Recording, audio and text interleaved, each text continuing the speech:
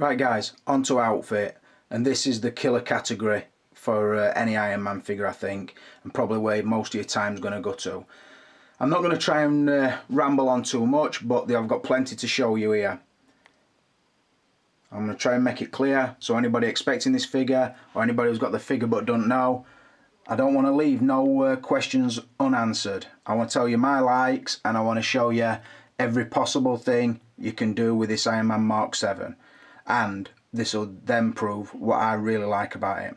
So, first off, like I said, just quickly cover the Mark IV. I loved it. I loved it from the minute I got it. Well, from the minute I saw it, I loved the Tony Stark head. I like the sleekness of it. To me, it's classic Iron Man. That is how I remember Iron Man. When I was reading comics at a young age, that is as close to Iron Man as I remember. There is differences, obviously. The shape of the mask, I always remember he had sort of a pointed red into gold section. The shape was different, but by the time we got to the Ultimate Iron Man sort of thing, this is really pretty much it, bang on sort of thing. So to me, that is the classic look. And like I said, I do like the sleekness, the aerodynamic, sexy look about it. There's just something very cool about it. I've only recently got the Mark VI, and again, there's something very cool about this one, but for a very different reason. This one's more, I don't know, swap and changeable. You can get it looking really battle damaged, and when I say battle damaged, that's even more so than the Mark VII. I'm talking rips down his chest armor, completely cranked up arm, and just more level of battle damage than even the Mark VII can get to. But that's what I like about that one. So what does Mark VII bring us that we aren't seen before, and what therefore makes it worthwhile buying, even if you've got the other two at the sides of it? Well, looking down, basically, what I've done here, I've laid them out. So you've got him standard now, or what I would class standard or sleek look. The things that will change are the shoulder sections. Let me get my pointing device. The shoulder sections here will pop off, and here will pop off. The chest section here will pop off. Moving down, the front section of the legs will pop off and swap.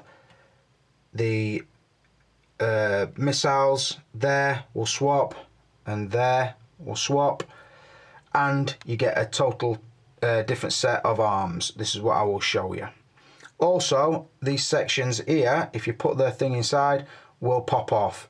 So, and there'll be gold inside. I'll do that on the next look. Also, if you move down to the boot, there's a fin on the inside and outside of both legs. They open up, they're on an hinge, so I will do that for the next look. So, like I said, I would call that look one, sleek and sexy. Now the next thing I'm going to do is I'm going to change that into the bulkier look. So let's call it ready for battle look. And it's just a case of swapping the shoulder sections for these bigger pieces here. Oops. Which would go like that onto his shoulder, but then as you move around, these parts do open and close like such for flight posers. Really nice. I will say as well on this suit, more so than any of the other two, it functions. It doesn't feel like it's gonna fucking crack and snap and do weird things. It does what it says on the tin, so to speak. And with that I mean the faceplate fits flush, clicks in nice, and don't wobble around when it's on.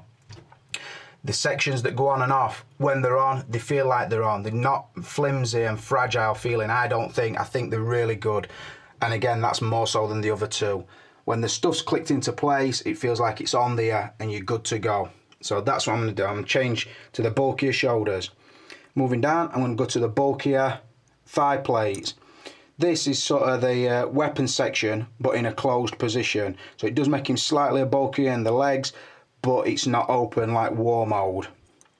Then I'm going to swap onto his arms the missile pods. I'm going to put one of them on each arm, so he's like ready for action sort of thing with that. Then I'm going to go to what I will class all out fight pose. So that's going to be the open shoulder sections. So that with the missile pods open. I'm going to go to the open leg sections with the missiles ready to fly off to the side. I'm going to go to battle damage chest and battle damage faceplate, and also I'm going to swap the arms with the battle damage shoulder pads with the lasers showing. So what I'm going to do is fade from, get you a full size shot. So sleek and sexy. Now he's war ready. Not in fate mode because there's no battle damage on him, but where should we start? You see, he's still got the clean version of mask on. He's got the bulkier shoulder pads, so I'm not looking as sleek as he did before. I've pushed his arms up, and by that I mean the articulation allows you to sort of pull the arm down lower for a smoother slope onto his shoulders, or you can push the arm up to give him the bone bulk. I've pushed it up for this pose because I think it goes with his suit better. Moving down, he's still got his clean version chest plate on, but you see I've took the red panels, which are these. Basically they've just got 3 prongs and they fit into that, and it sort of makes his suit red like that. I've took them off for this one, so you've sort of got a mixture now of the red, gold and silver. So yeah, see the missile pods are out, and that's just, you take this piece of casing off and then you've sort of got a little cutaway. Let's have a look. See what that would fit into? You've just got a little cutaway like that. The missile pods swap on and off really easy, a lot easier than the Mark IV and Mark VI missile pods. So yeah, and so they're very noticeable, very aggressive looking. Coming down, you see I've gone from the gold plate, which was on, to now the silver plate where the sort of the missile pods are inside.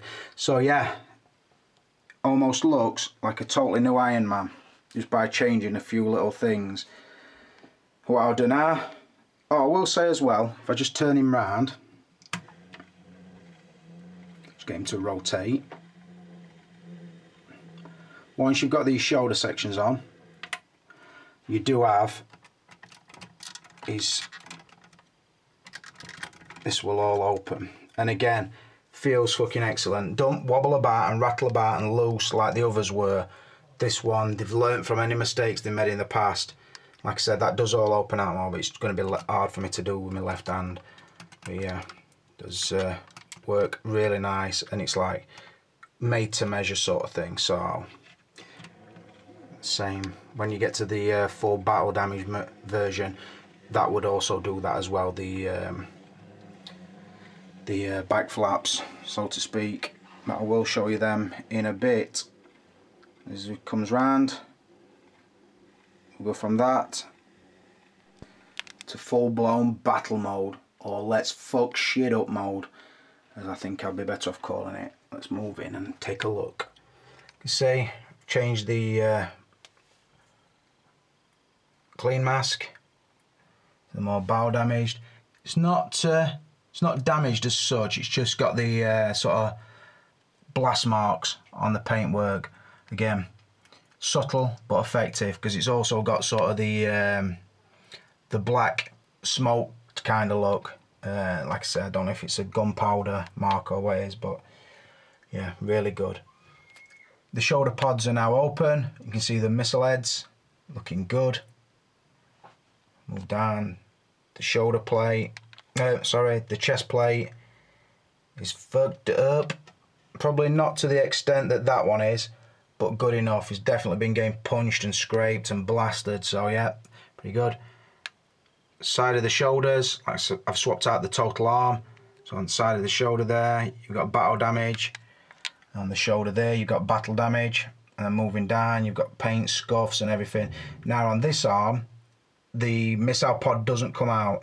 And also, as you move down, you see it's got the laser section popped up off the hand armor, or the armor that goes over the hand, so to speak. So you wouldn't be able to put the repulsor blast hands on this one, because I don't think you can swap out that section there, what swaps them, sort of thing. So that arm is as is, sort of thing. If you want the battle damage shoulders on, it comes all the way down and it goes to the laser blast arms. So yeah, and that is on both sides.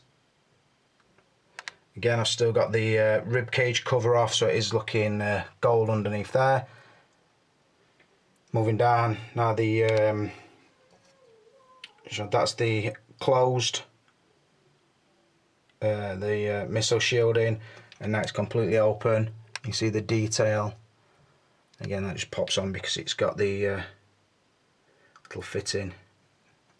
So yeah, see as well, all these fittings have a letter R or L for left or right on figure, so you know where you're putting them. So yeah, really nice. So if we get him rotating,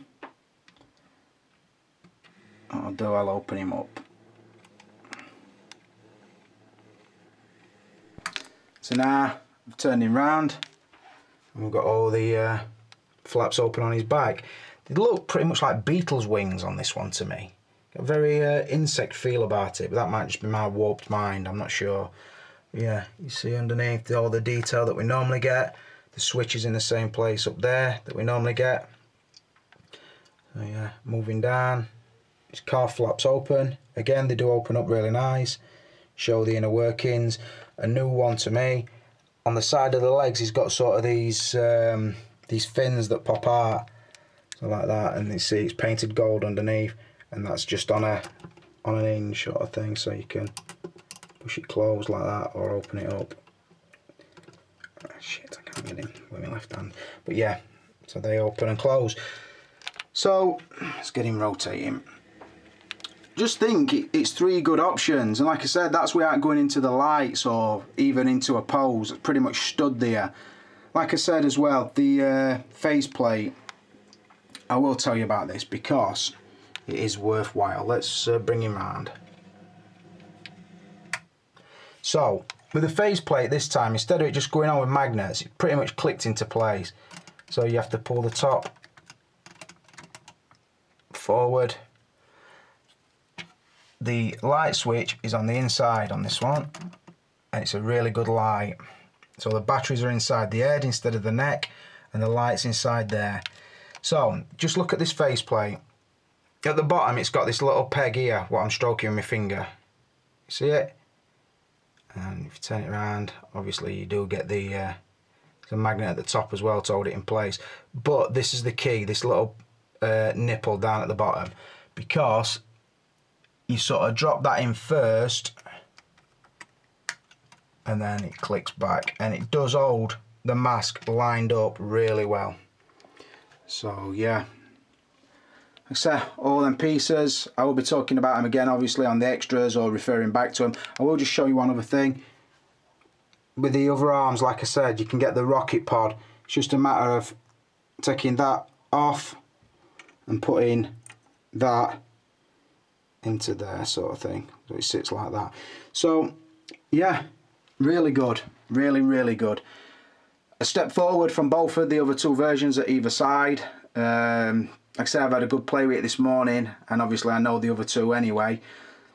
It's just, like I said, a step forward. I think they've moved on from where they were, and they've strided into a new place, and that's good, because they've got to keep moving these forwards. I know they're going to die cast soon, and when that happens, then obviously it'll be another step forward. But I don't know what I feel about die cast, because if I remember old die cast cars, I remember they used to chip very easily. So I don't know if that will be the case with these or not, but we'll wait and see. All I can tell you is on the outfit, I've given this a very easy 5 out of 5. I'm buzzing. I'm not saying it's the best looking one, because I don't know that yet, but what I'm saying is all 3 options look really good. Moving on to articulation, and I'm going to start this one quite quiet because I just want you to drink in this pose. I've got to say thank you to New Goblin Stand, because you've fucking done me proud. I'll show you him. Got his head back. Got his lasers out. Fucking flight pose. Oh, I never realised New Goblin Stand would do this before. But because he's got a cutaway on that bottom corner, it'll stand flat like that, tipped up with its pole going out diagonally. Got a beautiful Iron Man in flight pose, and that is fucking beautiful. Jesus Christ, Clipper, fucking go easy on him. Competition's hot on your heels and you're fucking pulling away, my friend. Calm down. Alright, sorry about that, I'm just a bit fucking giddy about that. See, I could put them shoulder pads up there and it'll look fucking fresh to death. And fresh to death is fucking fresher than fresh as fuck. Jesus. Anyway, so articulation again. Moved on a step from the last Ironman, or the last Ironman that I know of. One key one is the neck articulation, because there's a lot more movement in the ball joint on the neck, so the neck will tip back. But then, if I get you right under there, I don't know how good I'm going to get, you get a smaller ball joint on the bottom side, and it gives the neck a really good pivot and rotation. So you can tip it back and get him into flight pose. I don't think there's another Ironman out at minute that would get his head as far back as that. So it just looks good. So that's flying at you. Some fucking scan back action. Look at that. Fucking hell. Fire. Jeebus. So yeah, I do like that. Oh, beautiful. So yeah, so that's a step forward, the articulation. The arms, the shoulder, it's not just turning in one point. The socket that the ball joint goes into, so say that's attached, the socket that fits into, you can move it up and down and a little bit of forward and back, so the arms aren't just constantly turning on one point. You can move them up and move them down and move them like that. So that improves the articulation. It allows the shoulder armour to move out of the way, so you can sort of do what you want with the arms, which is a really good step forward. It has got the ab crunch. You can extend the torso section and twist, pivot and move its abs around like you could on the other ones, which is good. The legs, probably because of these sections, when you've got these on, or the closed part, the legs don't articulate quite as well as the Mark IVs do. But there's not, unless you want to get it in a massive fucking push his legs right up a really, really tight knee curl, it's going to do it. But like I say, you just be careful, because you don't want to pull this leg much further forward, and that section is going to push against the rubber thing. Now, it's either going to scratch the paint off, or it's going to make it look very unnatural, or it might even pop this section off. So that's about as tight as the legs will come up. But it's probably enough for an armoured figure. The feet articulate like they always do, and the knees, if the legs, the top part of the leg straight down, the knee will bend right up behind him, which again is good. So really good. Another massive step forward is these, and you're probably thinking, what, articulated hands? These aren't articulated hands. These are the rubber sculpted hand. Nah, it's a simple thing. Most of the hands on the Ironman figures so far, the ball joint is at the bottom, so there, where I'm touching with my thumb. This time they've moved it round. So what that means is, instead of it being on the end of the arm like that, it goes on like that. So obviously you can get a straight arm repulsor blast, and I will do that in one of the poses in a minute. So that's really good. Now for that to work as well, you get this, what I always call this sort of hand armour. It's like covers the hand and the wrist. They've put like an angled bend in. So you pop that onto the arm. So what you would do is pop out the articulated hands and this one, which is a solid piece of the hand armour. You put that one on, so obviously it bends away, and then inside that you put that hand. So the setup is like that. So you get a repulsor blast or whatever, you can get his hands like that. And that's been crying out to happen on an Iron Man figure for a long time, because it was an obvious one and they've only just done it, and I say respect to them for doing it, because again, it opens your pose options up, and I do like that. The other thing I can mention articulation wise, or to do with the suit, is everything swaps on and off really nice. You can't hear that plastic creak in your hand like, push a bit hard and I'm gonna fucking break this, and I'm gonna be very fucking angry with me saying. Don't feel like that. Just right amount of pressure and stuff clicks into place, and when it's in place it fits snug. It's not wriggling about. Obviously it's a new figure, so I want it to be like that, but yeah, I can't say enough good things about it. I don't know if they'll get better and better with these, but this is as good as I want it to be for now. So articulation, again, I've given the outfit a 5 out of 5. I'm going to give the articulation a 5 out of 5. Now, obviously, you're not stupid, and nor am I. I'm not telling you it's as articulated as a true type body, because it's not. It can't be, because it ain't got as many joints. But what I take into account, an armoured figure or a robotic figure or something in a rubber bodysuit, and I make allowances. Now for an armoured suit, that is more articulated than I expected it to be, so that's got to deserve a 5 out of 5. Boys, just leave me a comment, even if it's just on that pose, but I'll tell you something. I think Clipper's only gone and done it again. You remember the 89 Batman pose I gave you, and the Blade pose I used to give you? I think I've just fucking equalled it with that one, because that is fucking delicious. Right, rolling on to extras and stuff it brings, and as I've showed you, it's fucking loads. Like I told you, some figures it seems like it brings a lot, but then you load him up and then he's got fuck all left in bag, and by that I mean I keep my stuff in an airtight bag so I can keep them in a box so everything's on hand when I want to change stuff around. This one, the bags are full. In fact, it's probably more than half full, because this is the stuff you get. First, before we start, I'll just show you. Just coming down to land, just slapping the brakes on. You can see that's where the repulsor hands make a difference, because you can get the hand virtually at a right angle to the arm. So that's good. I've got the lights on his chest, which look awesome, and his hands on his head, on his other hand. Just getting nice and close on that. A lot of detail in the art reactor on this one as well. Nice, really eye-catching. So that's the figure, that's the pose. So he's coming down, brakes on. What's he bring? Got the head sculpt, which I've covered, with the collar. Like I said, it's just not accurate enough for me. Really nice paint job, and a lot of people will love it, but it's just not for me. Not much more I can say that I've not already said. You get the generic stand, instruction manual, moving down here, set of battle damaged arms with the laser pods already sticking out. Got the fisted hands, the repulsor hands are obviously on him.